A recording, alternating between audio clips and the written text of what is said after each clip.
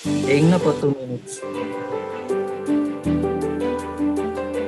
Dear Charo, Balang araw, makikita din nila na hindi lang to pantambay. Mag-aaral ako dun. Sana makita ko na yung taong para talaga sa akin. Bakit ikaw yung sikot nilunod sa mga dasal ko? Gerard Maris Jobel Fernandez. Ang tagal ko nang nararamdaman to pero hindi ko pinansin. Ayoko na! Ayoko na! Months after the MMK. Yes, makasal na tayo. Paglabas ng MMK, it opened doors sa akin. Nararamdaman namin yung pagmamahal ng tao na siya yung suporta din. Sobrang wow. Blessing talaga. Mas may pressure mag-direct ng storya ng isang totoong tao. Laging ang gugustuhin mo ay maging totoo sa kung ano yung kwento niya. Kahit ano pa man ang ating pagdaanan, magsasama pa rin tayo sa marami pang mga taon.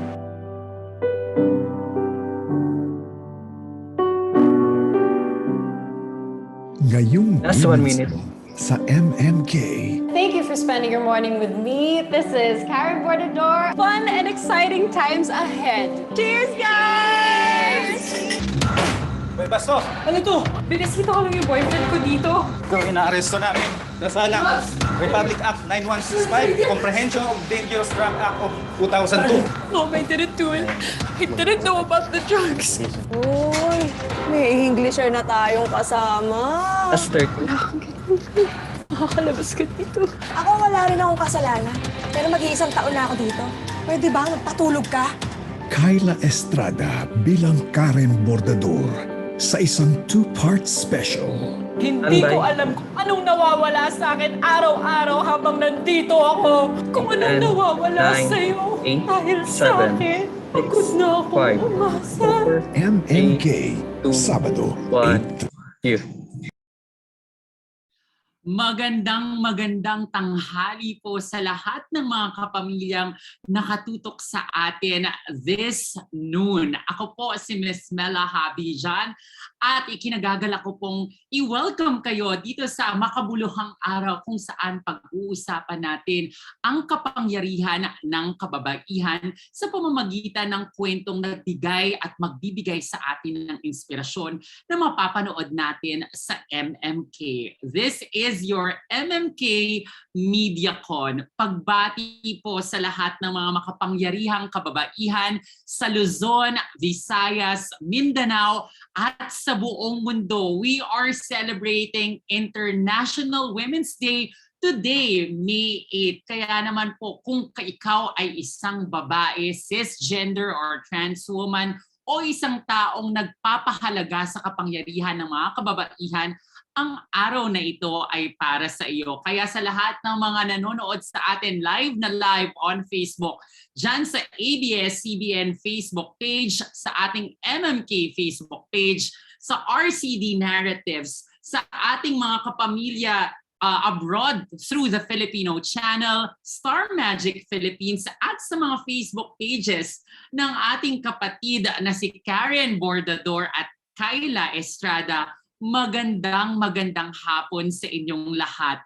Natunghayan natin ang trailer, nakakaantig na trailer ng isang empowered woman, and I am excited that today I get to host this event and talk to her and the people who work behind the scenes just to justify the story that she wants us to hear. Sa pamamagitan ng kanyang kwento, mapakikinggan at makikita natin hanggang saan nga ba ang tapang ng babae, hanggang saan nga ba ang lakas ng isang babae, ano nga ba ang mga pagsubok na kanyang kayang pagtagumpayan. At yan po ang kwento ni Karen Bordador. And it is my honor to introduce to you the people behind this 2-part MMK special. At makakausap natin sila live na live this afternoon. Kapiling din natin ang ating mga kapamilya media people na magtatanong din sa kanila. And if you have questions for our artists and director and writer for this afternoon, feel free to write them down on the comments section. If you have comments, make sure to empower every woman and every lover of a woman in our discussion today. Kaya simulan na natin ang ating MediaCon. Simulan natin sa pagpapakilala.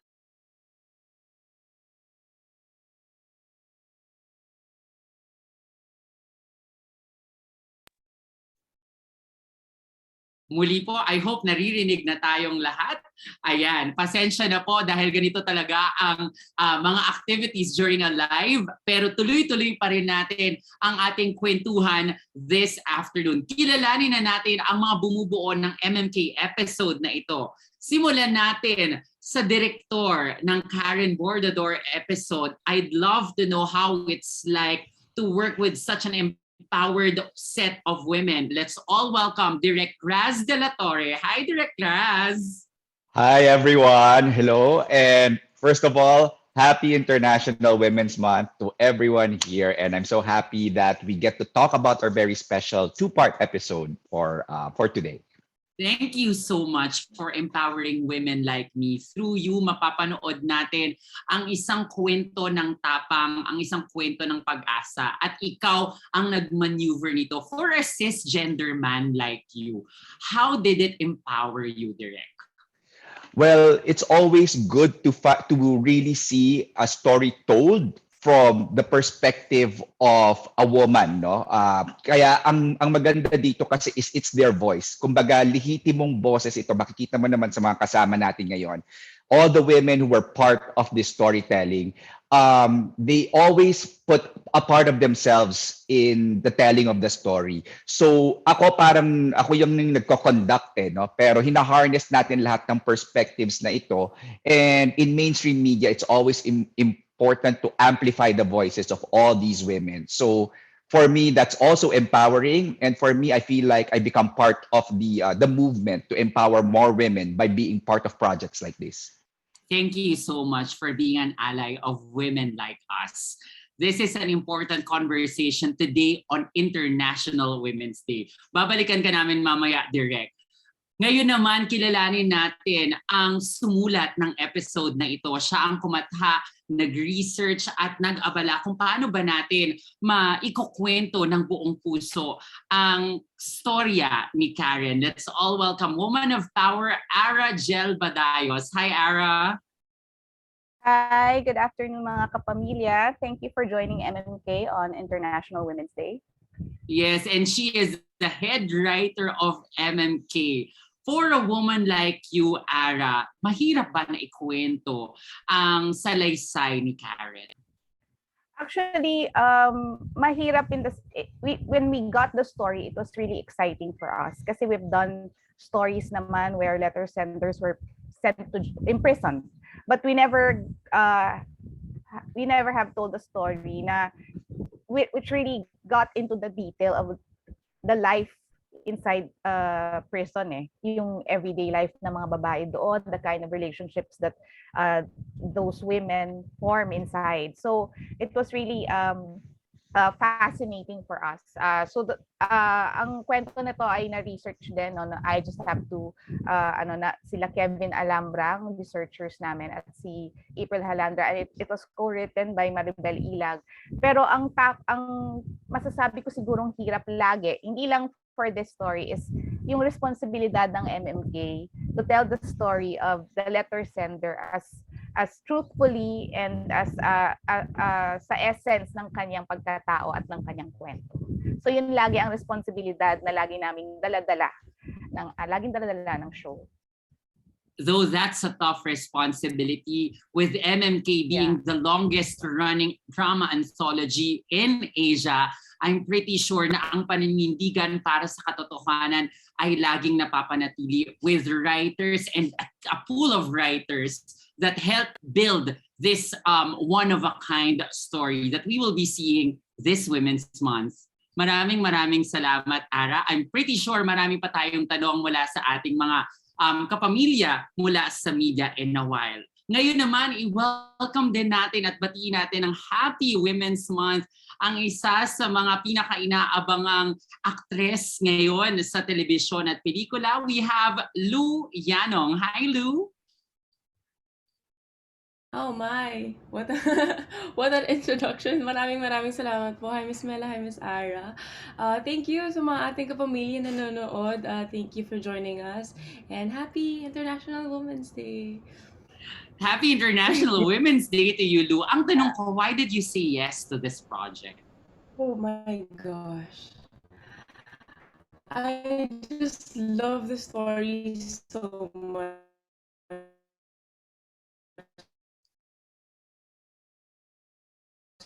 And I've been following Karen's story ever so happy na can share a woman's strengths no matter how feminine we are, just challenging and kayang-kaya natin gawin lahat. So I'm very much excited about the episodes. And having you in this episode really solidifies how strong women are. The story is strong enough, and you as a strong woman being included, I'm pretty sure maraming mabibigyan ng inspirasyon ng mga kababaihan sa panonood nito. Pansamantala, ito ay welcome natin. I am a fan of this woman. I've seen so many of her work at masasabi kong isa siya sa mga haligi at ilaw ng industriya ng pelikula at telebisyon. It is my honor to introduce to you one of the best actresses in the industry, proud Pinay, Miss Charmaine Buencamino. Hi, Miss Charmaine. Happy Women's Month. Thank you so much, Mela. What an intro! Diyos maray na hapon po sa Indong Gabos, lalo na sa mga taga Bicol na nagdadangugunyan. Magandang hapon po. Always celebrating women, not just today, but every day. Thank you. You are a woman of power, Miss Charmaine. And this anthology that we're seeing as a two-part special will let us see a mother's love, how important it is for a mother and a child like you to experience such love. Yeah, Nori's love for Karen is beyond words. She almost gave up her own life just to make sure that Karen is supported and that she's safe inside the jail. Ang hirap po ng pinagdaanan talaga nila, pero the strength of a mother's love, buhay na buhay po sa kwento nila. At I'm pretty sure mas marami pang mga ina ang makaka-relate sa pagmamahal na ipapakita mo sa episode na ito. More of Miss Charmaine, maya-maya lamang mapakikinggan natin siya sa pamamagitan ng mga katanungan ng ating mga media people. But I am happy to introduce to you this woman because without her, we won't be seeing a story of inspiration. Kwento niya ito at ibinahagi niya sa atin ang kanyang kwento ng buong puso. Akin po ang karangalan para ipakilala sa inyo ang strong woman of today, Karen Bordador. Hi, Karen. Hi Mela, and to everyone all over the world. Thank you so much for having me and for sharing my story. Happy International Women's Month to everyone. This is my first time meeting you, and it is a special day for me because I've only read your story in the paper, but seeing you virtually right now, I want to tell the world how strong you are as a woman. I've told you this a while ago, the moment I saw you and the moment we saw the trailer, ang lakas mo. Saan ang gagaling yung lakas, Karen? Actually, yes. Earlier, sa mga viewers, nung nag-briefing ko, may napanood namin yung video for the first time and I really cried. Like, I can't believe na my story will be shared finally. Para sa kaalaman nyo, I am a big fan of MMK. Sa loob ng kulungan, pinapanood yan every Saturday. And we would talk about how we would dream to be part of it. So, being a part of the show and, having a two-part story na I'm gonna let you know na, honestly, 2 parts not even enough for that 5 years I spent inside. So, the strength, my family, God, knowing that there's a future ahead, na things like this, a crisis in our lives, shall never stop us in believing na we have dreams to achieve. So as a woman, go lang tayo, laban always. And your truth always matters. Your truth prevailed. At pagkatapos ng 5 taon, mayroon tayong kapatid dito, si Danny Vivas, na nagsasabing, Karen is that pretty pala. Ang ganda-ganda mo. At marahil ito ay bunga ng lahat ng pinagdaanan mo, especially inside experiencing that life with the inmates, with women inside the correctional. Pero ito, Karen, thank you for sharing your story with MMK and with us public. Does this free you fully with telling your story? Pinapalaya ka ba ng pagkukwento mo nito? Nung kakalabas ko lang po ng Pasig City Jail, to be specific, it's not correctional po kasi pag correctional you're sentenced. So City Jail, detained. So I was acquitted po. And once I stepped out of that jail, that facility, without having to share my story, I knew I was free. I knew I could do anything in this world. I can fly. Basta wala lang pong rehas, walang anything that hahadlang sa mga gusto ko pong gawin, mga minimithi ko sa buhay. I'm free. I can do anything. So, yes, it feels amazingly great, and to be able to share that to all of you. And this sharing is not to set me free, but it's to set a lot of people free and to make them realize that life is great. People out there, they're in their minds in prison and they're not even physically in prison. So I want to be there to let them know, guys, look what happened to me 5 years, and look at where you're at. You're in a more privileged situation. So let's all set each other free with my story. Maraming salamat, Karen. Thank you also for correcting me para po sa kaalaman ng lahat. It's Pasig City Jail, but more importantly, I love what you said. We are all freed through your story. Marami tayong rehas ng buhay at mapapalaya tayo sa pamamagitan ng kwento mo. Pakinggan pa natin ang mga kwento mamaya ni Karen dahil kapiling natin siya hanggang sa pagtatapos ng ating MediaCon today. And of course, ang babaeng nagbigay buhay sa kwento ni Karen. This is her first MMK ever after giving a wonderful performance sa Viral, ang teleseryeng inaabangan gabi-gabi sa ating Kapamilya channel. Halina't i-welcome natin si Kaila Estrada. Good afternoon, Kaila. Good afternoon, Miss Mela, and everybody here po, the media, good afternoon. And to everybody watching, maraming salamat for sharing your time with us today. And of course, happy International Women's Month. This is your first MMK, and you are to tell the story of an empowered woman. Yes. How do you feel after doing it? Honestly, I'm so overwhelmed, watching the trailer and seeing it come to life. I'm so grateful and excited for everybody to see it. Karen's story is a story of a strong woman who was met with such a difficult situation, pero pinili niyang lumaban para sa katotohanan ng buong tapang at hindi sumuko. And it inspired me so much, and I'm sure it will inspire everybody. And Karen, it was an honor to portray you. You are the epitome of a strong woman for me, and I'm just so grateful, and it was truly an honor to even meet you. So thank you so much for trusting me. As young as you are, Kaila, how important it is for a woman like you to be empowered by fellow women? It's definitely important because we all want to be in a society where we're treated with respect, and that is the type of mentality that we're going to pass on to our children and the future generations. So I do think that it's very important. And this is a great contribution for you as a woman. I'm pretty sure that a lot of Gen Z people like you will be inspired by how you are portraying the story of Karen. And with the story in itself, alam ko na maraming gigisingin ang pusong nag-aalab ng kwento ni Karen. At this point, we will now be accommodating the questions from our friends from the media, ang ating mga kapamilya sa iba't ibang sektor at iba't ibang media outfits ay kapiling natin this afternoon. And to help us facilitate, let's all welcome Media Relations Manager, Mr. Aaron Domingo. Hi, Aaron.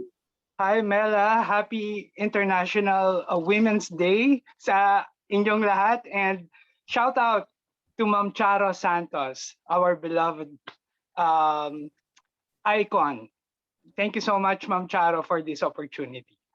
All right, Mela, our first question will come from our friend from TV5 and One News Philippines, no other than Von Belinario. Hi, Von. Hi, Kuya Aaron. Good afternoon. Hi, everyone. Good afternoon. Hi, Mela. Good afternoon. And Happy International Women's Day sa ating mga bonggang cast. Siguro ang unang question ko po ay para kay Karen. Hi, Karen. Good afternoon. Hi, Fawn. Good afternoon. Oo. Karen, nasubaybayan po yung nangyari sa'yo way back hanggang sa ito pumasok ka sa PBB, you told your story, and now mapapanood namin yung kabuuan ng kwento mo sa MMK. With all the experiences that you've been through, sa tingin mo, what did those experiences say about the justice system in our country? Well, I believe na it's very slow and clearly it's not fair. But that's life. I mean, what can we do? We are in this situation. So I'm here. I'm here para malaman ng mga tao. I'm here not to fight or to do anything like that, but rather to inspire people to help out the system na para mapabilis at also mawala yung judgment sa mga tao na nakakulong, na hindi po lahat ng tao nasa loob ay may kasalanan at dapat na. Now, we should give them, priority also, because nung nasa loob po ako ng kulungan, there was barely help and the facility was not at par. Ang 35 na dapat na selda na population it plummeted up to 80. I experienced a situation where it's not even supposed to be that way. So I want to open the eyes of people, people that matter, people that can contribute to helping out all the prisoners and possibly hastening and hopefully madaming mapalabas dahil dito and makatulong ako sa sistema. Yun po. Having said that, Karen, first-hand experience, do you think naging successful ba ang war on drugs ng ating pamahalaan?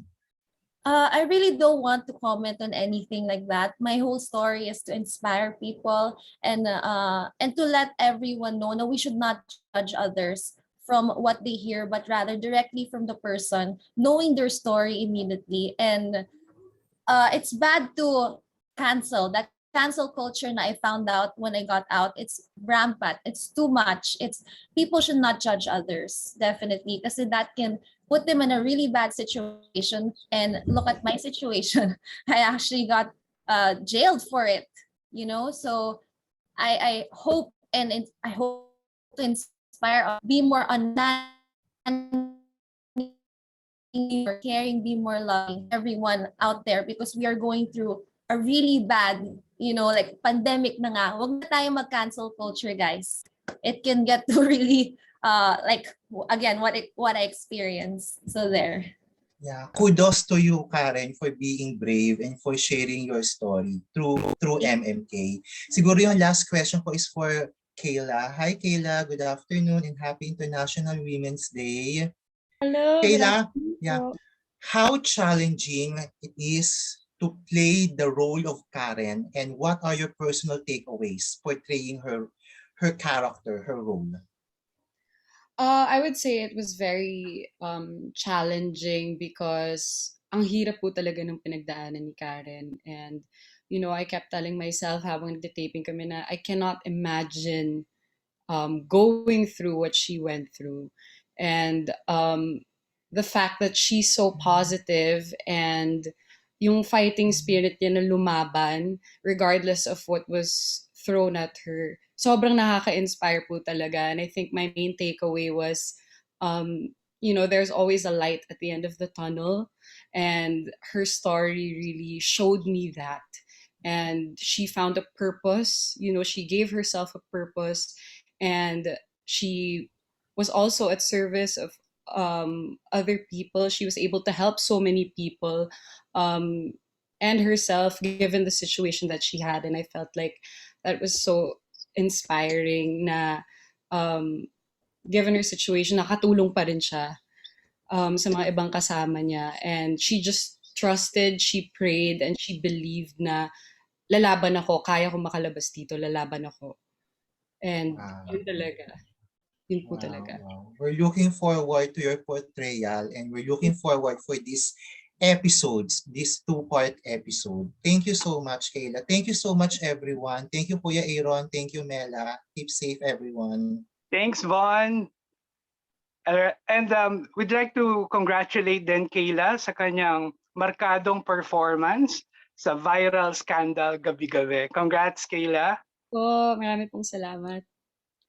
All right, our next question will come from the Gabriela Silang of Laguna, no other than Kate Adahar of Random Republica. Hi, Kate. Hi, Aaron. Hi, good afternoon. Good afternoon. Good afternoon. My first question is for Karen. Karen, as seen in the teaser, we'll be seeing a lot of the difficulties you went through during your imprisonment. Pero kung meron kang positive, no matter how weird that may sound, or ipagpapasalamat dun sa experience mo, ano yun? Hi, Miss Kate. Well, siguro the isolation is really beneficial. Kasi sa ngayong sitwasyon na to, social media, it's noisy. It's noisy out here. Na-compare ko na yung nasa loob as compared to here. There's too much going on. So, sa loob, I was able to really travel into myself. Kasi syempre, dito sa labas, lahat tayo nakatingin kung saan-saan eh. Doon sa loob, I was really able to internalize, to understand why I was created in this world, what's my purpose, and it's something you don't get to do, really. A lot of us are also lost. Pero inside that 5 years, I was able to focus on elevating myself, transforming, writing, doing a lot of sketches, reading so much books. So it was a lot of enriching. Parang it was 5 years of isolation, pero of working on my core. Nice. So I think I'm so grateful for that. Thank you for sharing. My second question for Kaila or Kaila. Sorry, nalilito pa rin ako dun sa pronunciation. Okay lang po. Congratulations kasi as a relatively new actress, you're doing so well. Yung recognition nandyan sa viral scandal. How are you taking this all in? Na parang ang ganda ng feedback sa'yo and ano rin yung feedback ng parents mo? Thank you so much, Miss Kate. I really appreciate that. Honestly po, it can be really overwhelming. May mga times pa rin po na parang it feels surreal. But also I'm so grateful because I feel like, the hard work is paying off. Hindi pwede ito. Yung parents ko, I'm just really happy that they're proud of me and that they watch the work that I do. They don't watch it na magkakasama kami kasi hindi ko po kaya. Pero I'm just really glad that they're very supportive. Sorry, may feedback ba sila ganyan or I think it's my dad that gives the most feedback. Si mama hindi siya masyadong nagsasalita because she doesn't want me to worry about what she has to say. But my dad is super happy. He watches Viral Scandal and he's so excited for this MMK episode as well. And lagi lang niya sinasabi is do your best all the time in every scene. Do your best. Thank you, and congratulations. Thanks, Aaron. Thanks, Kate. We'd like to encourage everyone to please use our official hashtag for today. That's hashtag MMK MediaCon. Before we proceed with our Q&A, may phone-in question lang si MJ Live. MJ Felipe of TV Patrol Live sa California, USA. Ang question niya para sa lahat ng nasa panel ngayon, ngayong araw ng mga kababaihan, sino ang mga modern living Filipina na you look up to at sa tingin ninyo na dapat tularan ng mas marami pang Pilipino? Let's start with the great Miss Charmaine Buencamino. Nakakaloka naman yung the great na yan. Ako, I know this is not political, but siya talaga yung gusto kong tularan at tularan na marami, ang ating VP, si Leni Robredo.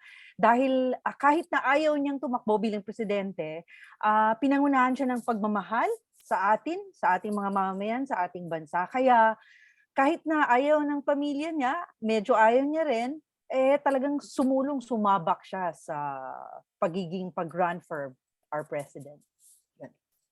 Thank you, Ms. Charmaine. Lou?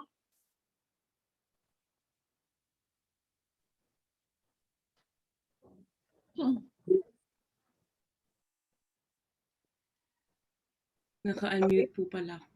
Yeah, go ahead, Lou. For me, the same po. Kasi ang dami nagsasabi, always hear na parang hindi kaya dahil babae siya. Medyo natitrigger ako sa ganun. Parang we're all so strong. We can do a lot of things. We are capable to do a lot of things. So, yun po. Thanks, Lou. Karen? Hi. Yes po.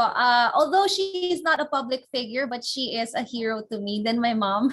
She is stronger, way stronger than I am to be able to, get through what I've gone through. I'm in jail, pero family would experience a lot worse, and she was able to spearhead my entire life for 5 years. Pero aside from that, I know my mom kasi is watching right now and it's probably very, very emotional. Of course, I'm also gonna go for what Miss Charmaine mentioned. Yes, Miss Leni Robredo. I want her to defy gravity. Like, I want her to make a statement in this country. And I want that pink flag all over the Philippines. So, there po. Alam na po natin kung bakit. Thanks, Karen. Kaila? I have the same answer as Karen. Dalawa sila. The first is, of course, my mother. I know her the best, and I've seen everything that she's gone through, and she is actually my idol. Talagang her Agree. strength, being a single mother, raising 5 kids, and being in the entertainment industry is not easy. And I super admire her for the strong woman that she is. And of course, VP Lenny as well. I believe that she is what we need. And alam niyo na po yun. Thank you very much. Thanks, Kayla. Direk Raz? First of all, I'd like to just give praises to all the women I'm with, no. Kasi just being in this coven of women for this episode, napansin niyo naman ako lang ang lalaki dito. Pero actually that's a source of pride for me. Like all these women with me right now, including Mela hosting our event today, na nakakatuwa na laging mapahanay sa hanay ng mga malalakas at talagang kaya mong irespeto mga kababaihan. As for the question, of course, my mom, because I'm an only child and my mom raised me, to be the person that I am now. So I'd like to think that everything that I do in life is to give honor to her as a mother and what she's done for me. But also, like everyone has said, no, it's hard not to mention VP Leni Robredo because she is really the most prominent woman we see right now, because of the elections. And I think yung respeto ko para sa kanya ay nanggagaling, nasabi na ng marami yung tungkol sa kung bakit kailangan siya ng ating sistema. Pero I think it's also because of the amount of abuse that VP Robredo, Leni Robredo receives, no? And just the grace that she is able to receive all of them and rise above it and still maintain the kind of politics that we need in our days, today. Imagine to rally behind radical love as your platform. I think that's so inspiring. I mean, like it makes my voice crack up just talking about it because I think really this is a crucial time for all of us and we need to have figures like her to look up to. And I think it's important that everyone really reflects on that. Point well taken, Direk. Thanks, Direk Raz. Ara? Sana hindi isipin ng mga taong nangangampanya tayo. Pero yun din kasi, when I heard the question, yun siya talaga agad ang napunta sa utak ko. So si VP Lenny. Kasi nga, yung how she's handling all the toxicity around her with so much grace, it really makes me admire her more. Kasi grabe talaga ang mga pambabatikos at paninira at fake news na nilalabas ng ibang kampo against her and her followers. So to be able to handle that and also be a mother to her children at the same time, siguro yung responsibilidad din na dala-dala niya na mapanatili ang sanity nilang mag-iina sa lahat ng ito. So I think siya, yun, like everyone else, siya talaga ang, for me, kailangan natin ngayon to break this very, very long cycle that we've been in sa bansa natin. So I hope talaga na lahat ng tao makita yun. So yun, si VP Lenny. Very well said. Thanks, Ara. Siyempre, hindi rin natin palalampasin ang beauty and brains personified. Mela? Maraming salamat, Aaron. Thank you for including me in the conversation. Without batting an eyelash, VP Lenny Robredo is the woman I look up to. Ang sarap mapakinggan na ang grupong ito ay nabigyan ng inspirasyon, and that motivates me as a woman as well.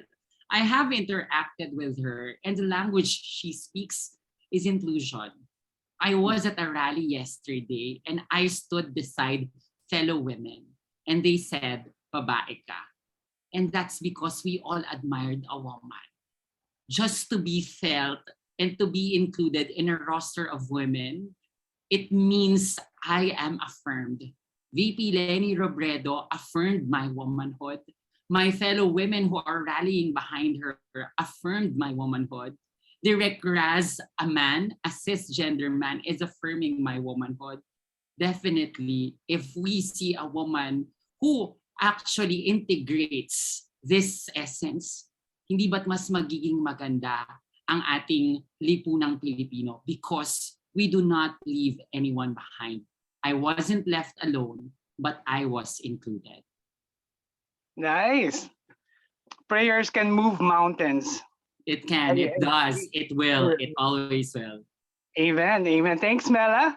And sa lahat ng ating mga kababaihan na nasa panel ngayon, and kay Direk Raz, talagang nuggets of wisdom. Thank you very much. Our next question will come from another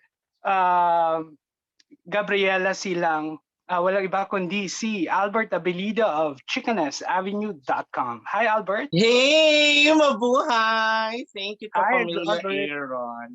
Nakakatuwa naman yung Q&A portion na pinanggalingan bago ako magtanong.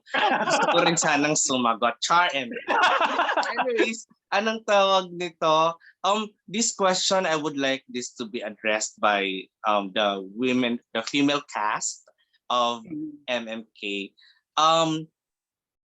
Anong tawag dito? Yung battle cry kasi ng mga babae for equality, for setting a footprint on different industries, ganyan, has been like centuries old, di ba? Ganyan. So kahit bata pa tayo and all. And for you, how has your perception of a woman changed throughout the years? And paano ito nagbago lalo na ngayon na mas parang kung yung ingay ay nasa libro lang, ngayon nakikita na natin siya all over the place? Let's start with the legendary Miss Charmaine. Gusto kong nag-evolve yung mga adjectives mo na yan, ha?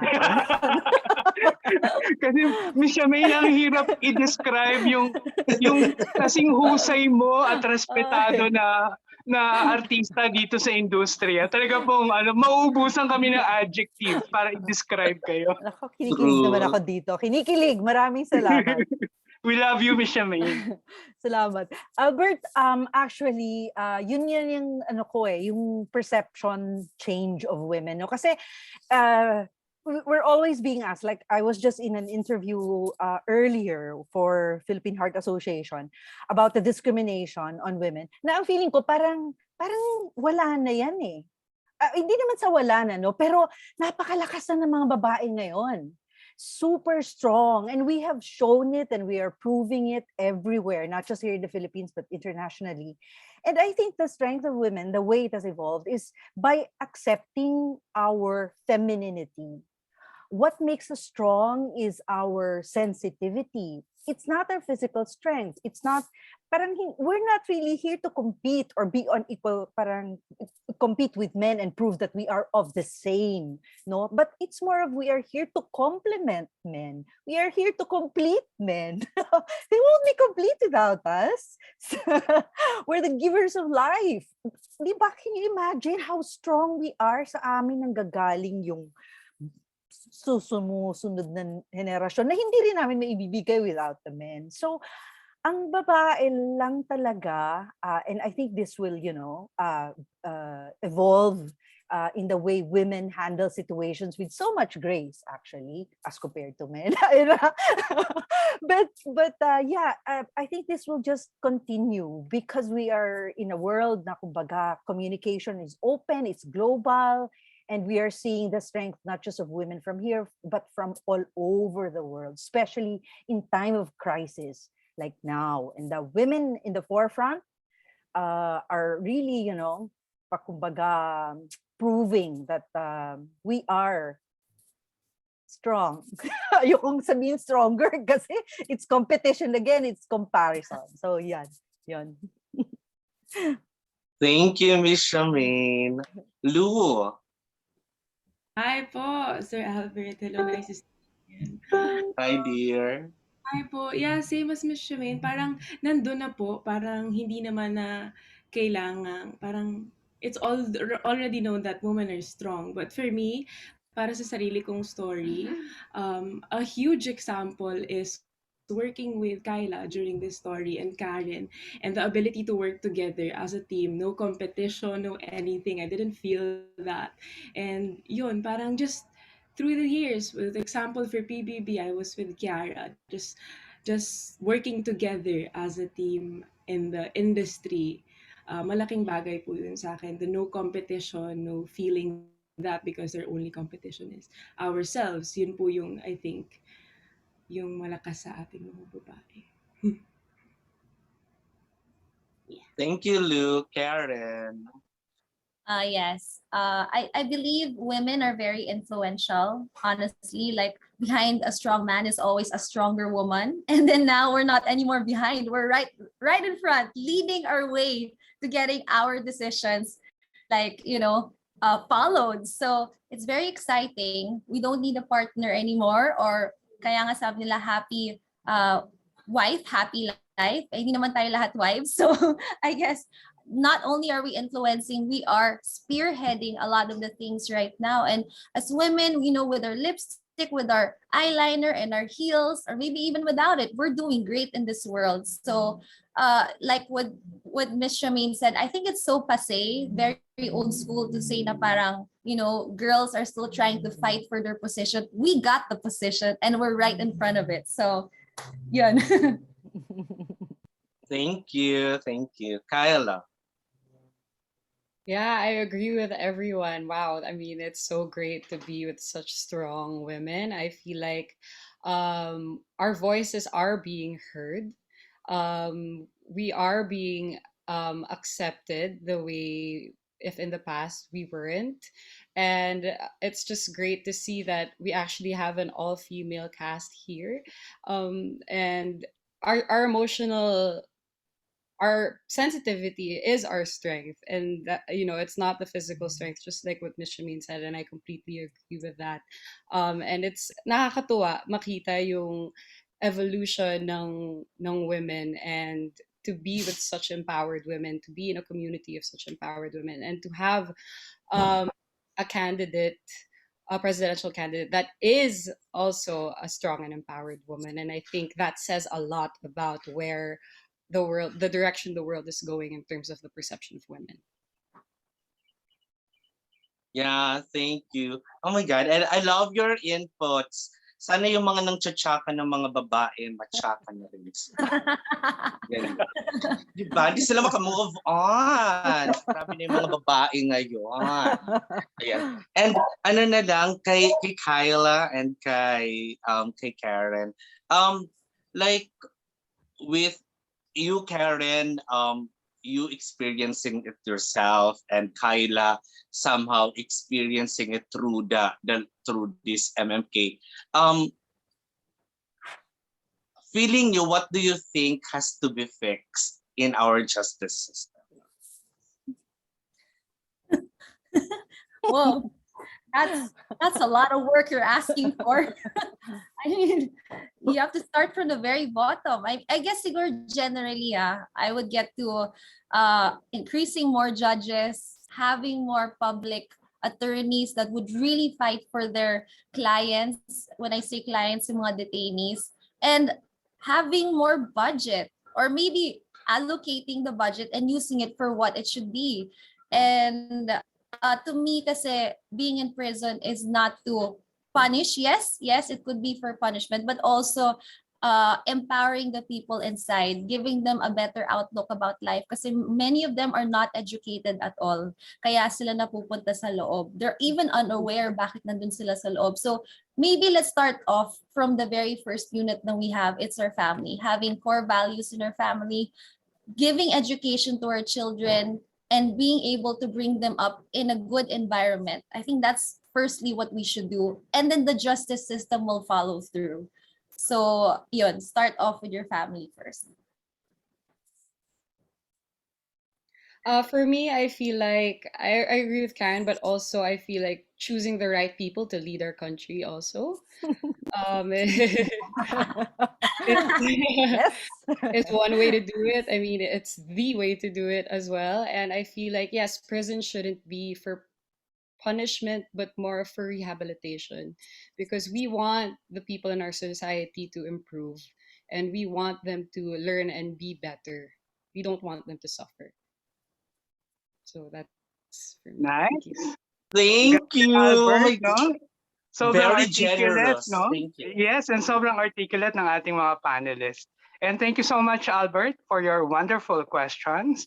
Okay, we have a phone-in question from rider.ph, care of Jojo Panaligan. He'd like to ask Ms. Shamaine, Lou, Karen, and Kaila, how can you tell when a man is being threatened by a woman? Go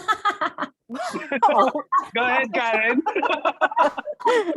Being threatened by a woman, in other words, hurt siya sa babae. Kasi malamang kasi mga babae mas palaban eh. Honestly, we are more confident with our decisions.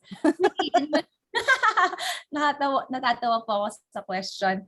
I guess maybe malalaman mo na na-threaten siya pag my gosh, I don't even know how to explain that. But if na-threaten siya, maybe he should just follow the woman. She probably sounds right. I really don't know how to answer the question. Yeah, sige, pass na lang po. Hindi ko alam kung paano sasagutin. You're doing great. Ms. Shamaine? Yeah. Well, it is possible, for a woman to threaten a man by manipulation. A lot of men don't even realize it. But yes, I have heard of stories where some women have even been physical in the way they treat their lover or their partner or their mates, no?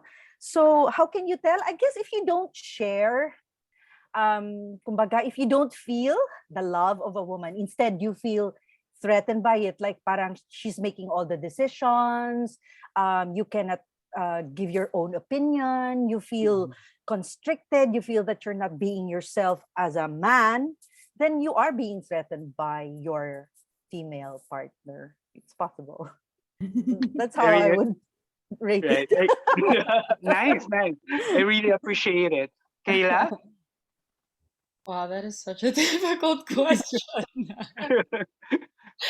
Di ko po alam kung magbabanggit po ba ako ng scenario or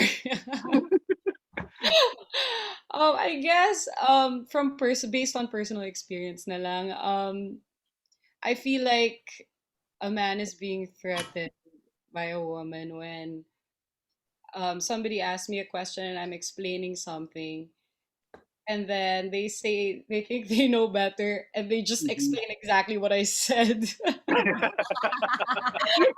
Right, So right. that's my personal experience. So thank you. Got it. And Lou? Yeah, I don't know how to follow those answers, but right in my mind though, I feel like women embrace their masculinity too. Like it's very open. But I think for men, sometimes it's difficult to embrace their femininity, like feminine side. So parang Right. I don't know. So I think there's a clash there.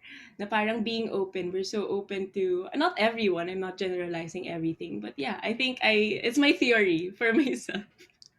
Parang embrace your feminine side too. It's okay. It's fine.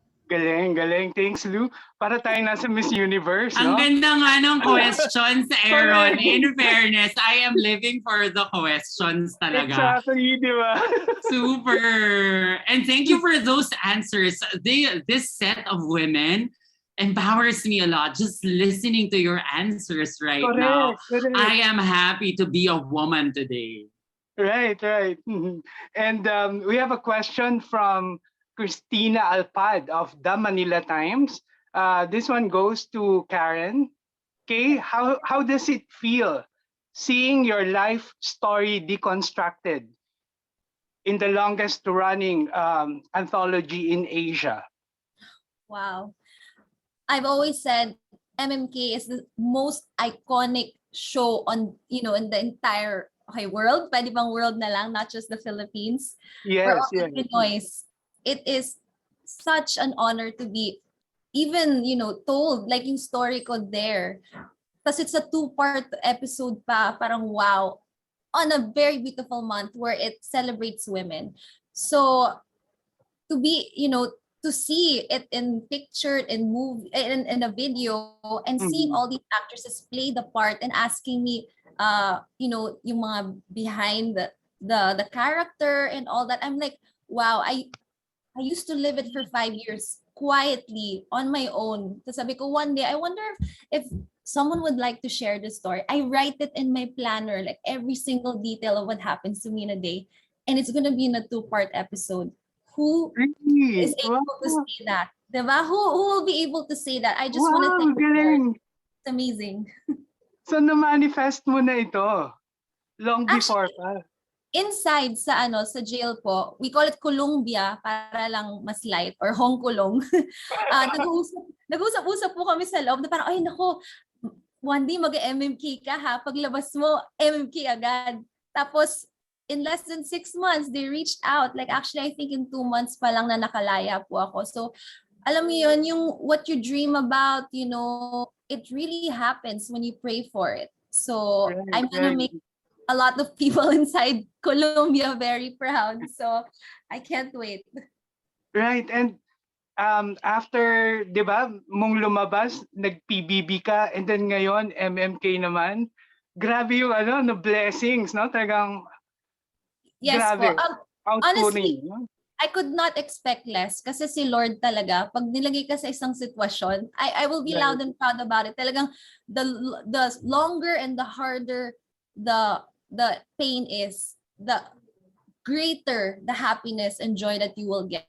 So to everyone out there, if you're experiencing anything that's really bad in your life, expect the most beautiful thing to happen to you soon. Okay? So kapit lang tayo lahat, guys. God is good. Amen, amen. Okay, we have a question from Tito Eugene Asis, the entertainment editor of People's Journal, and who is now a certified vlogger through geniusentertainment.ph. Tito Eugene, take it away. Yes, good afternoon. Yung question na ipinadala ko, medyo natanong na kanina. So maybe, ang question ko na lang muna ay para kay Direk Raz. Hi, Direk. At saka pala kay, sa kanyang mahusay na writer. Nagkaroon ba kayo ng parang yung freedom to change or modify yung ibang mga parts ng buhay ni Karen to fit in para sa MMK, and ilang % na ang ginawa niyong gano'n? I'll start muna, no, Ara. So first of all, thank you for the question. As with MMK, no, ang laging prinsipyo namin is to depict the life of our letter senders as accurately as possible. Nagkakaroon kami ng creative freedom, but only to the extent na because we are limited in the length of time that we can tell the story. Of course, what happens is we have to maybe combine some of the scenes, the essence of certain life events get merged with another, but we never stray too far away from what really happened in the life of our letter senders.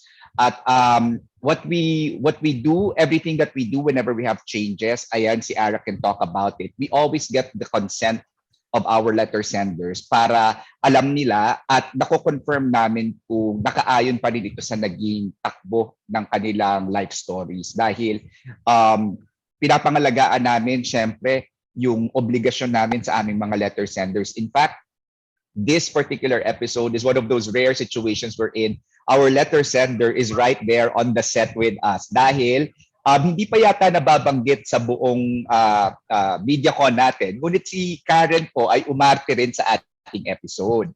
So makikita nyo rin po siya, hindi lang po natin malalaman ang kanyang kwento, makikita nyo rin po ang acting debut ni Karen sa MMK. Hindi lang po si Kaila ang featuring, hindi rin po si Lulang, pati po si Karen ay i-feature natin dito sa episode natin. So she was always there. She was always there to answer our questions. Naging on-set consultant na namin siya kasi, Karen, tama ba to? Pag pinapakain kayo, paano ang pila dito? Paano yung galawan? Paano yung ganyan? And Karen was always game to inform us. And ang nakakatuwa niyan, higit pa dun sa mga naisulat na ng research team namin, ni Naara, ang dami pa ulit namin natutunan from Karen. And it enriches the filming experience because we ended up, again, making it more true to what really happened. And the insight of the letter sender is there. And maybe Ara can talk about how it translates from research to the script.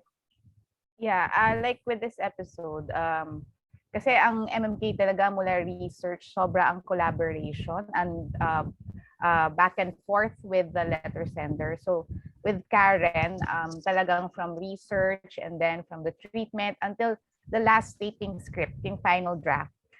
Dinaan namin lahat yun sa kanya. Tinanong, kasi babasahin talaga ng letter senders ng MMK ang final draft ng script so that makatotohanan sa kanila sa kung sino sila yung maipapalabas namin. Kasi with MMK, I also write teleseries. Kaya ang ano sa akin sa MMK is yung respeto sa tunay na kwento, no? Kasi like kunwari ito, we always imagine what life could be in prison eh. Pero ngayong meron tayong talagang totoong source na mapagkukunan, naging napaka-importante para sa amin na maipakita yung totoong napagdadaanan ng isang babaeng nakukulong, no? Tulad ni Karen. So, kasi minsan nga sa MMK, marirealize mo, life actually is stranger than fiction. Yes. Kasi ang daming mga detalyeng hindi mo maiisip. Kasi hindi ka naman yung buhay mo ay malayo sa buhay ng letter sender. Hindi mo yun may imagine eh. So actually ang experience ng MMK na ibabahagi namin ang kwento ng mga letter senders namin. Pero at the same time yung MMK team ang dami ring natututunan o nai-enrich din kami yung kaisipan namin lumalawak din lalo dahil sa mga natututunan namin mula sa buhay ng mga totoong taong kinukwento namin sa inyo. So, yun ang napakaganda for me. That has always been the privilege of being able to being a part of the MMK team. Yeah, and siguro dagdag ko lang din, Eugene, no? I mean, for us, because we always get the consent of all our letter senders about every step of the way. There is always the consent of our letter senders. Even, for example, in the case of a story like Karen's, there are sensitivities, di ba? Tanggap naman natin yon because we are talking about women who are in the correction facility, no, or in the city jail. So syempre respeto natin sa privacies nila. So when we change their names, we always go through our letter sender. So every step of the way, sometimes even personal details of their lives, if we feel that it is more it's more prudent to change the names or change certain details, we always collaborate with our letter senders and we always get their consent. And para sa amin kasi, ako personally, nabanggit ko na to in the past, syempre mahalaga sa atin ng ratings, no, na maraming makapanood. But more than high ratings sa amin sa show, I think Sina Aro will share this, it's giving justice to the story, making our letter senders happy in the way that their lives were portrayed, I think is of utmost importance sa amin sa show. Okay, thank you. My second question naman is, kasi kanina napupuna ko na parang very underpowered ang mga males sa discussion. So I would like to ask yung lima uli, apat pa sila o lima doon nag-discuss kanina. Kasi basic naman na parang if ang pinag-uusapan kahit sa Bible, ang babae ay dapat nagpapasa ilalim ng lalaki. But syempre yung generation nagbago na ang lahat. So ang question ko na lang for the girls, siguro from Karen down to Miss Charmaine, ano yung gusto nyo talaga na role ng lalaki sa inyong buhay? At can you live without men? Interesting. Karen?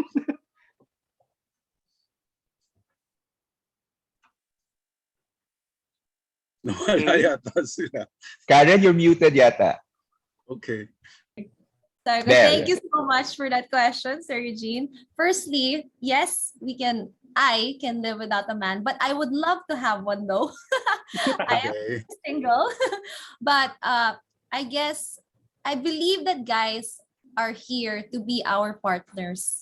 Definitely, to be an equal beside us. As women kasi, I know one of our duties is to give birth and bring in beautiful people in this world. And one of the genders that we bring out to this world are men. Just saying, okay? So, I do believe that we're both here to complement one another, to encourage one another, to inspire each other to get to greater things in life. So I've never felt that anyone's below or above anyone. I always believe that we are people. We are anak ng Diyos together, and I don't think there's any inequality right there. So we have our own jobs, and we just gotta do it well in order for the world to be a beautiful place. Okay, thank you, Miss Universe. And I thank you. Who's next? Si Kaila siguro. Kaila or Kaila? Kaila. Yes, Kaila po. Thank you so much. Kaila. I completely agree with Karen. I feel like what we want in our lives are partners. Partners. No man is an island. We all need somebody. We all need to be able to help each other, regardless of man or woman. I feel like we are on equal footing. We share the same space in the world, and yeah, we need partners. We need to complement each other. So yes, thank you. Thank you. Thank you. First runner-up Miss Universe. Okay. Okay, si Lou. Copy-paste po. Joke lang. It's the same. I think leaning towards leaning sa each other is what makes us strong. Also, like, yeah, we can be strong individually, but also a little help would not hurt. Diba po? I think we're all so strong, but we also need someone's help. And I think, yeah, I can, for example, for me, I can live without a guy in my life, but also it wouldn't hurt. Parang yun. It's just like Okay. loving yourself and also to be able to love someone else. So men are just a little help from just a little help for No, women. I think we're all equal. Like not all women are up to good stuff, you know. Parang Okay. not everyone is good. Parang yeah. Okay. Equal. Okay. Si Miss Charmaine. Yes. Thank you. Thank you. Miss Charmaine. Yes, Mr. Eugene, magiging controversial yata yung sagot ko kasi I don't, That's when okay. it comes to marriages, especially dito kasi sa group na ito, ako yung may asawa na, no? Naniniwala ako sa sinasabi ng Biblia. It took me some time, to be able to accept that, that I have to submit myself to my husband. Because in a partnership like that, there's always a point where someone has to lead and someone has to follow. You can't both Yes. lead at the same time. Mag-aaway at mag-aaway kayo. Hindi dito. So I think the partnership is someone has to lead and follow. And then at other times, iba naman yung magli-lead, di ba? Pagod na siguro yung isa or parang hindi maganda yung pag-lead mo ngayon. Ako naman kaya, bigyan mo ako ng chance. Parang ganun. Pero nasa babae kasi yung, I think our ego can handle it. We can be subservient, but at the same time, hold the power by not, being so overt about it and giving respect to the need of the man to be on top or to be the one at the forefront, especially of families, of marriages. Yun. Okay. Maraming salamat. At least na-enlighten ako. Maraming salamat sa inyo. Mahabang debate, Ita Eugene. Thank you so much. Thank you. Okay, we have an interesting question here from our friend from the Philippine Daily Inquirer, na Miss UST 2005, na si Marinel Cruz. This question is for Karen. Kay, you spent 5 years in prison. Don't you feel robbed of those 5 years? And are you now trying to make up for lost time? Okay, thank you so much. Firstly, to be called, to say robbed, because it's such a negative connotation. And honestly, I stepped out of jail with gratitude and appreciation of this world without any hate or any form of parang revenge in my heart. So I would not even think about that, but rather like I would think na parang, okay, I went through all that. What am I gonna do now? How am I gonna make a difference in this world? Yes, like 5 years was gone, pero these 5 years I spent each and every day enriching myself, and there were good things that came out of it. I will not say it was all negative. Yes, I was physically imprisoned, but I was flying. I was free inside, in my head, in my heart, in my soul, in my spirit. I've never grown that much in a day. Like in 5 years, I'm so far ahead of myself kasi I was able to really grow in terms of being a person. So, siguro ngayon, I am just living up to every single dream that I've written down kasi I have a dream board, like nililista ko each and every day lahat ng mga gusto ko gawin. So I'm just basically checking all of that, and MMK is part of it. So I checked that March, less than a year. So alam ko talaga ang daming biyaya na darating dahil quote unquote, ang daming nawala. So parang hindi talaga siya nawala. Sinabi lang ni Lord, be patient, it is coming. And when it comes, you're gonna be extra grateful and you're gonna move mountains. So I'm in a, wherever God places you in, that's where you're supposed to be. So now I'm here, I'm outside. I want to just claim to everyone na, God is good. So no regrets. Mm-hmm. Very well said. From John Michael Bueno of kumagkaw.ph, Karen, was it important for you to forgive those who wrongly accused you?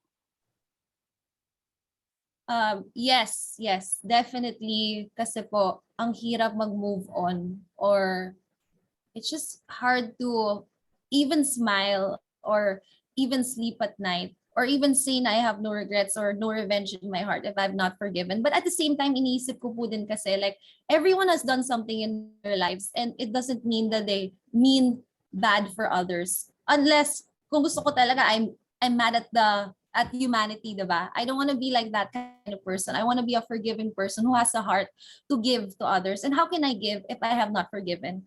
So, I guess, iniisip ko na lang, bahala na si Lord sa anong gusto niya gawin, sa kung sino man ang nakagawa sa akin ng kung ano. So, I leave it up to Him. I left it all. And, I just want to do good to others and hopefully the karma will return. And kung ano man kailangan na ibigay sa kanila, si Lord nang pong bahala doon. I really have no say anymore in what to do with them. I'm pretty sure they're going through what they're going through right now. So, yan. Pinahanga mo kaming lahat, Karen, sa yung katatagan ng loob at sa yung prinsipyo sa buhay. Ang bihira yung ganito, bihira. Talagang one in a million, and we're so glad na ang dami naming napupulot sa storya mo at mapupulot pa once na napanood namin ang iyong life story. Thank you so much, Kay, for sharing your story with us. Okay, we have a question from teacher Jo Bonsol of jobonsol.net. This is for Kaila. Kaila, what do you love about your character here in MMK? Honestly, what I love about Karen is her positivity. Mhm. She always looks at the bright side of things. Speaking of this, bright side ka nga pala, Karen. And it's Right. so true. Even meeting her and having conversations with her before even taping, you can really tell and may inspire ka at how she sees the world and her Mhm. perception of things. And it definitely, helped her survive those 5 years of being in such a devastating situation, I would say.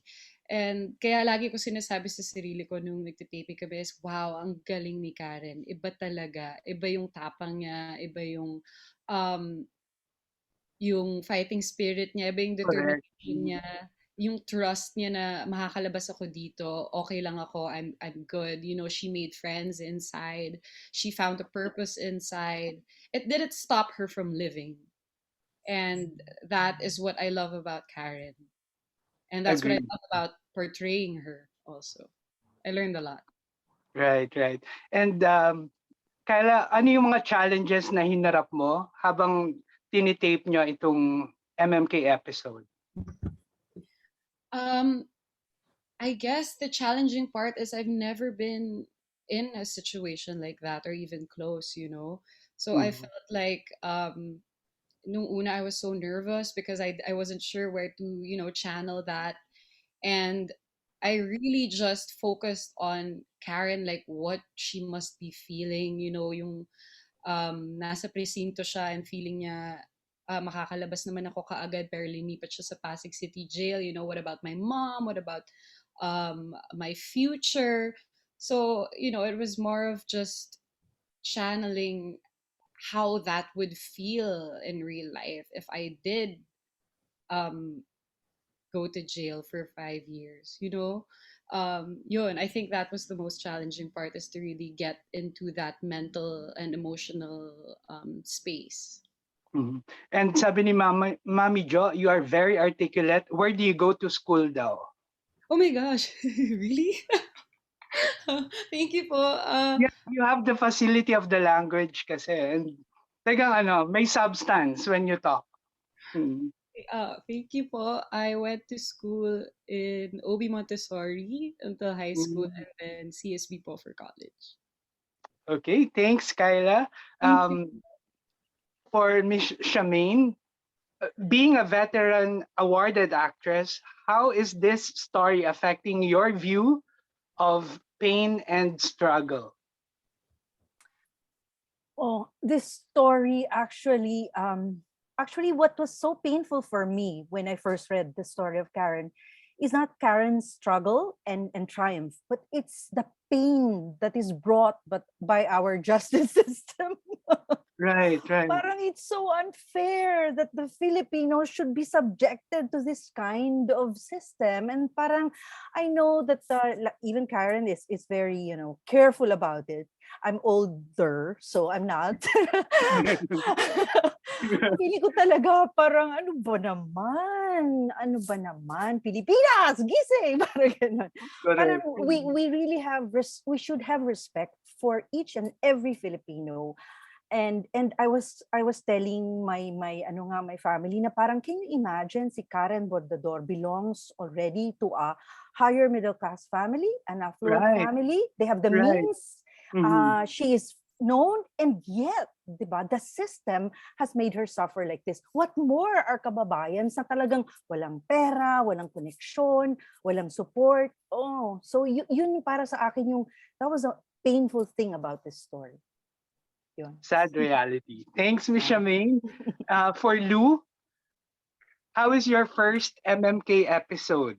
Oh my gosh. At first I was really I was really super nervous, but I'm just so grateful for the trust, the just thank you for this opportunity. For me it was really easy, surprisingly. I was feeling anxious and everything, but learning that I'm doing this with Kaila and Karen. Kaila's been my friend ever since, and Miss Shamaine too was super nice to me.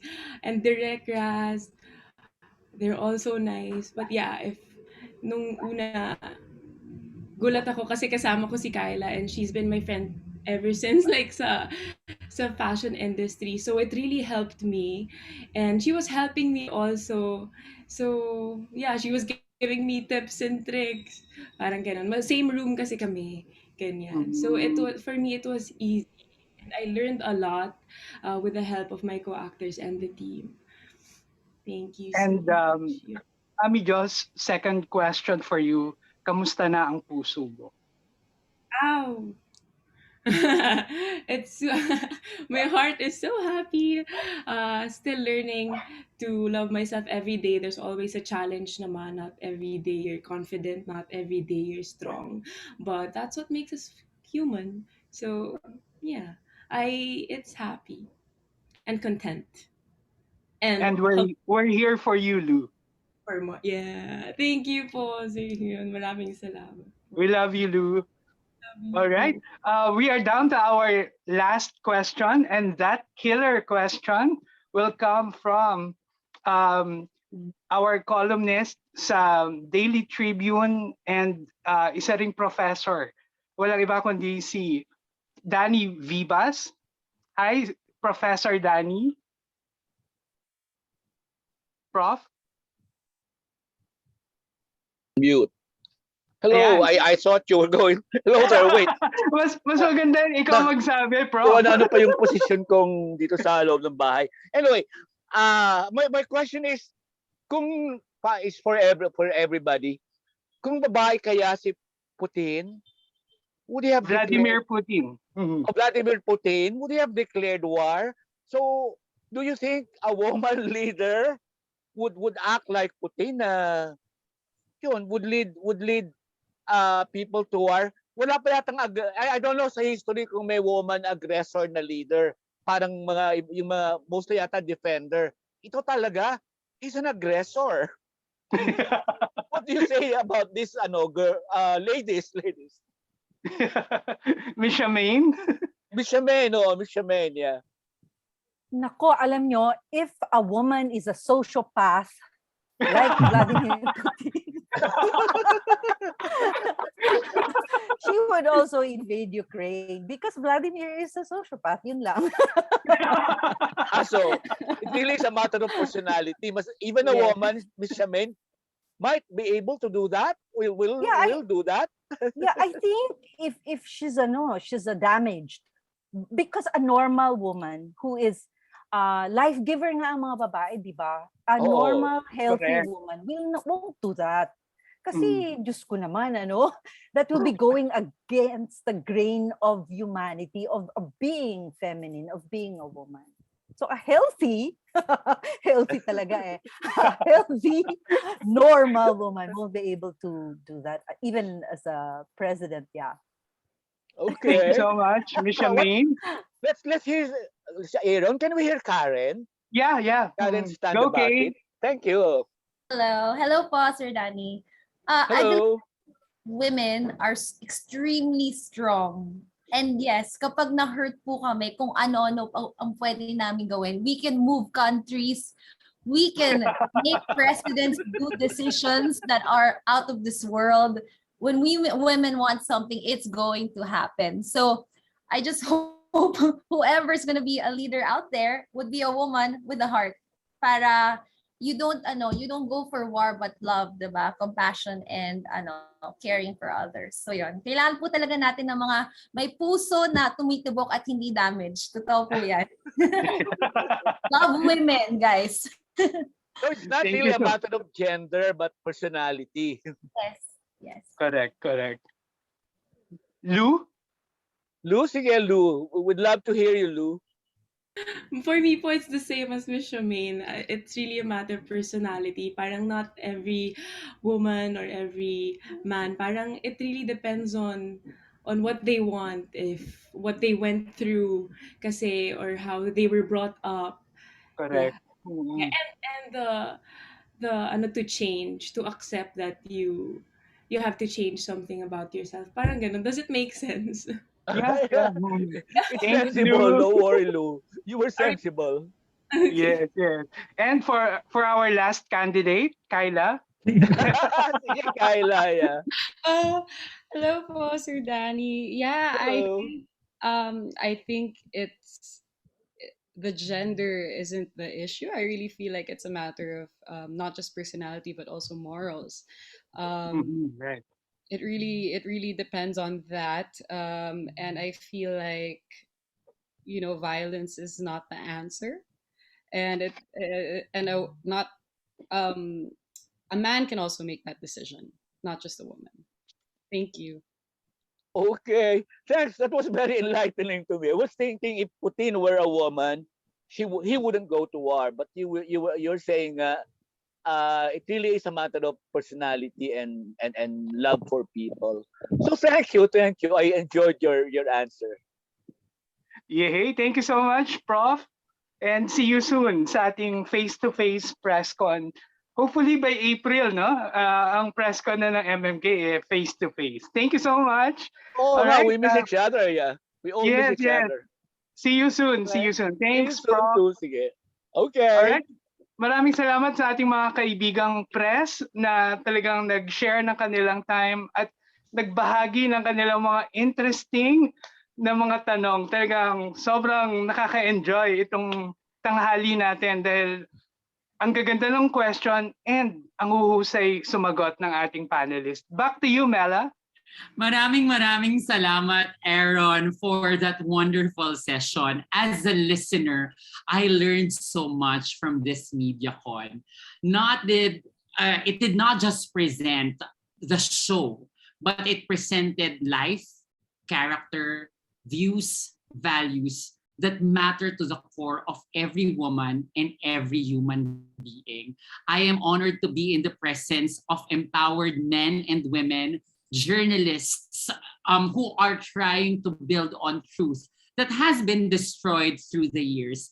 And right now, what I can say is I am very much hopeful for a future that will uplift and will give hope to every single Filipino, because we have a show like MMK that empowers. We have a woman named Karen who is not afraid to tell her story. We have actresses, a director, and a writer who will not be afraid to tell a story truthfully and will always be displaying humanity. And we have journalists who are not afraid to ask questions. I am blessed to be listening in an hour and a half of media conference bago ito sa industriya na kung saan hindi lang natin pinag-uusapan ang entertainment per se, pero ang halaga ng pagkatao at pagiging tao. And that being said, this is now the part in which we invite everyone to watch MMK, the story of Karen Bordador. Magsimula tayo kay Direk Raz. Direk Raz? Hello again, everyone, and thank you for joining us. I'd like to invite everyone, not just everyone here with us, but all the viewers and all the loyal followers of MMK to please watch the Karen Bordador story in MMK on March 12 and March 19. It's a two-part special. That's how beautiful Karen's story is. Me and Ada, we really lobbied for it to be spread across two episodes because it's really that good. There were so many lessons to be learned from it. And I'm so honored to be doing this episode from a script by Bel Ilag and Ara Badayas, but also being a part of the cast, these wonderful women with us today. It's always a pleasure working with Charmaine. I've done a couple of episodes with Charmaine, and for her to lend her talent and depth to the story as Karen's mother. And of course, our new actress is being featured in the show. Si Lupo si Lupo ay isang winner ng Cast a Star ng TV Digital Group at kasama po siyang na mentor namin doon, and it's a collaboration with MMK wherein new upstarts like Lou audition and train, and I got to mentor her, and now she's part of an episode that I'm doing. So I'm very happy that Lou is here with us. Of course, Karen, thank you so much for sharing your story. And I think we haven't spoken about it enough, but what a wonderful, wonderful revelation Kaila is in this episode. And I'm very proud of her work. I'm very proud of the kind of person Kaila is. It's very rare to see an actress like this with so much intelligence, sensitivity, and depth, and, yung pagdala niya ng lalim sa kanyang portrayal kay Karen. And I think isa pang dapat natin tandaan is it's counterintuitive yung naging storya ni Karen. Hindi natin aasahan yung positivity na dinala niya sa pinagdaanan niya. And Kaila such a serious person na pag-usapan namin to ni Kaila, and yet the way Kaila was able to bring that to life is a testament to what a great actress we have here with us. So I'm very happy that we get to feature her in this episode. There's so many things to celebrate about the women behind this episode. And I'm very happy that we got to do that in a two-part special. So maraming salamat po. And thank you for having Mela with us to celebrate it too. So this is just a wonderful celebration for us, really. So happy International Women's Day again. And please watch our episode. Salamat po. It's an honor, Direct Raz. Maraming salamat for including me today. And may I just say, crush na crush kita today. Maraming salamat po. Ara, invite our audience. Hello mga kapamilya. Sana panoorin nyo ang kwento ni Karen Bordador sa MMK on March 12 and 19 kasi mapapanood nyo kung papaanong ikinulong siya sa isang selda, pero yun din naman ang lalong nagpalawak sa puso at isip niya. So we hope that you will join us on this two-part special. Thank you so much, Ara. The empowered Lou.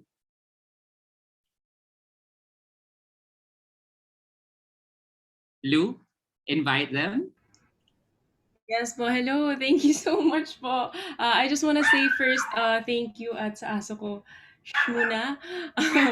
Maraming salamat po sa team, kay Direk Raz, Miss Charmaine, Kaila, Karen for being there. It really was a huge help to be around women who help other women. And thank you, Mela, also for today. Miss Ara, maraming salamat.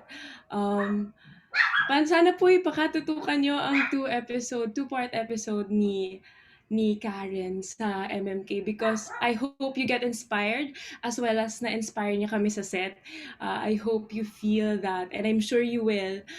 Sobrang ganda ng story niya and her positivity. Sana makuha niyo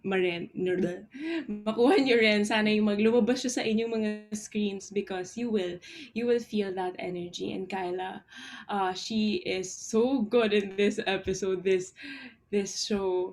It is amazing. I hope you guys see this talaga kasi ang dami niyong makikita. And at one point, I just have to share my first scene with Kaila. I was literally just watching her. Hindi na ako nagre-react sa sinasabi niya. So I'm excited for you guys to see how great she is and everyone in this cast and the team. Thank you po mga kapatid. You are very welcome. We are looking forward to that. A woman empowering a fellow woman, that's a good sight to see. And now, I will say this with pride, the iconic Miss Charmaine Buencamino. Yun na, height na yun, icon na. Salamat, Mela. Thank you so much to Direk, of course, for trusting me again with this role, and to all my cast members. Mahirap na ngayon mag-taping kasi the circumstances and the fact that usually the story that we do on MMK is always very emotional. Talagang, first scene pala, umiiyak na ako. Di ba, Direk? Buena mano. And all the way tuloy-tuloy yun, just me. What Kaila had to go through because so many emotional scenes. But as always, mga kapamilya, mga kababayan, our community will only thrive if we are informed, if we are well informed. And a lot of things that happen inside jails, inside correctionals, hindi po yun na ilalabas. In fact, if I may say so, even the story of Karen was kind of parang tinanggal yung mga hindi pwedeng sabihin to a certain degree. So this is a chance po to get in those places that are, tinatry nilang takpan sa society natin. So please don't fail to watch March 12 and 19 MMK. Maraming salamat, Miss Charmaine. Palalayain tayo ng kwentong ito. And here's to the brave, courageous woman of hope, Karen Bordador.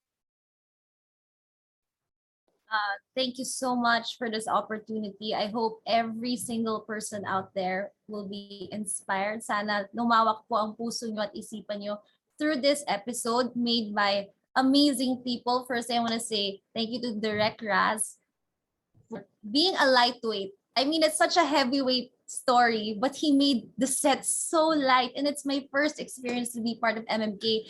And yung mindset ko, naku, baka sobrang stick sila doon, nakakatakot sila doon. Pero yes, it's my debut in acting na rin. Pero grabe, sobrang fun yung cast and sobrang easy to work with him as the lead of that entire show. So I want to say thank you, Direk Raz. Now I feel like I can act now. I'm not afraid of directors because of you for my first experience. And I want to thank, of course, Miss Ara and her entire team because, writing a story is so difficult, being extremely detailed. I was talking to Miss April and Sir Kevin almost every day, like before this episode was created. And while the episode was being done, I was on a call with them all the time. So your entire team was so specific. So to everyone out there that's watching, talagang MMK does try their best to show, to highlight the story of a person at its truest form. So thank you so much, Ms. Ara, for that. I really appreciate na you guys having to ask the littlest detail kasi hindi alam ng mga tao, yung mismong nakabuhay nun, yung naka-experience nun, sila mismo sabihin nila, ay, totoo yan, hindi yan totoo. Ang dami kasing makaka-relate eh. So, importante talaga ang detalye. And I'm a detail person, pero nag-back off ako nung nakita ko mas detalye sila kaysa sa akin. So, tuwang-tuwa po ako sa MMK. And I want to, of course, thank you, Miss Charmaine, for playing my mom so well, so respectable. You have the epitome of a mother. So as soon as I saw you, I felt the same thing, fear. Because my mom is the boss. So when I met her, I was like, oh my gosh, it's Miss Charmaine, the iconic actress. And little did I know that she's super cool. So we have TikTok videos, her first ever, that will come out on my TikTok. I'm loud and proud to share that. She is not just a professional, but a kwelang actress. Okay, so thank you so much.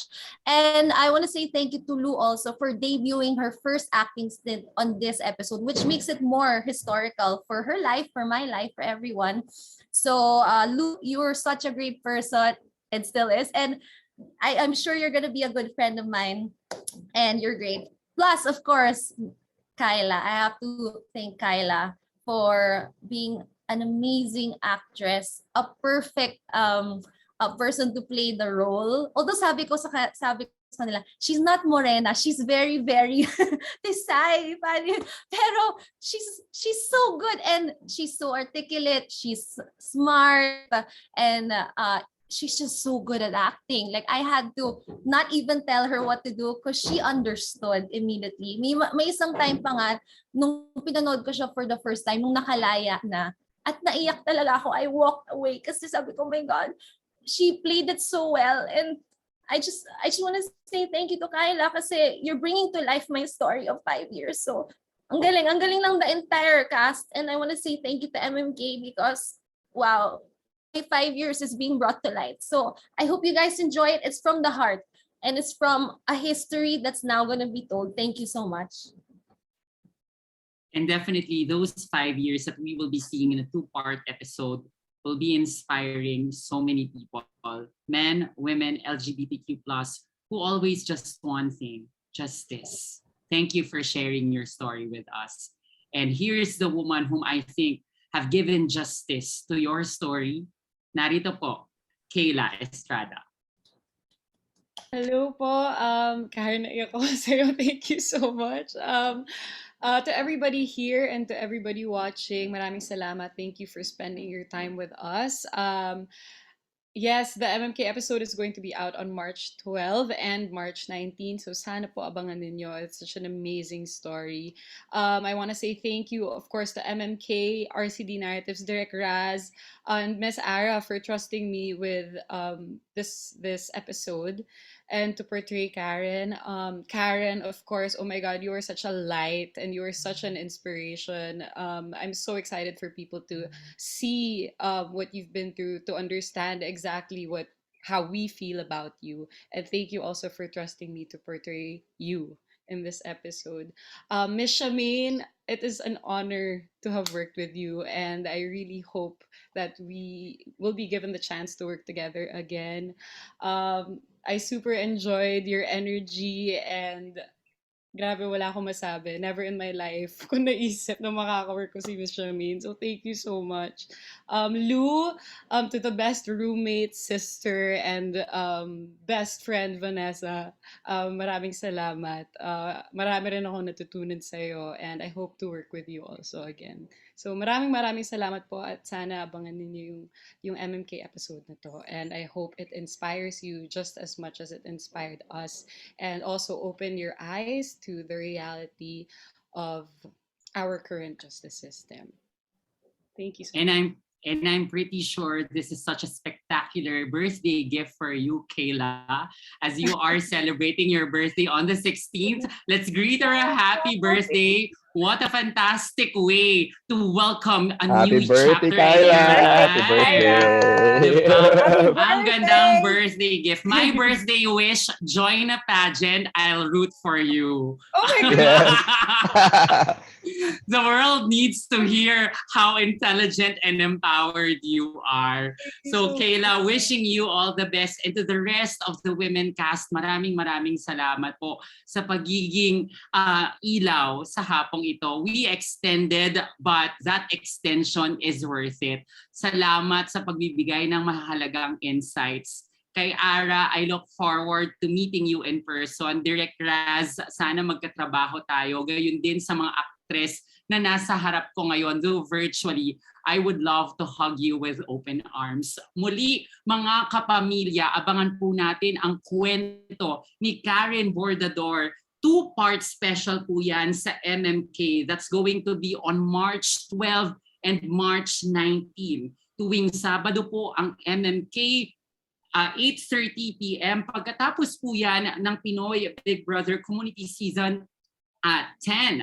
At lagi po itong mapapanood sa Kapamilya Channel, Kapamilya Online Live, sa YouTube at Facebook, gayon din po sa I Want, sa TFC at sa A to Z. Kung gusto niyo po ng mga updates, ay i-follow na natin ang social media sites ng ating MMK. That's Facebook, Instagram, Twitter, and TikTok.